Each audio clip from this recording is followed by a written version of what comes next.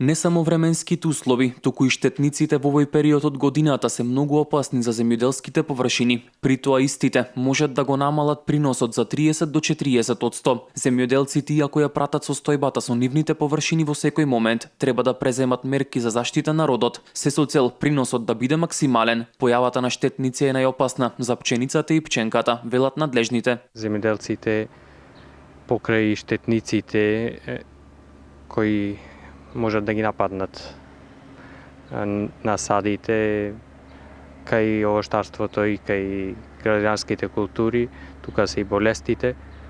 Ете ќе напомениме неколку штетници кои се актуелни кај јаболкото и покрај тоа што од мразевите е доста оштетен, плодот мора да се заштитат самите растенија за да имат да функционираат идната година самите растенија. Историски гледано, земјоделците од Пелагонискиот регион на неколку пати се соочувале со големи проблеми предизвикани од неколку видови на штетници. Во зависност од годината, различни болести, различни инсекти добиваат на поголемо значење.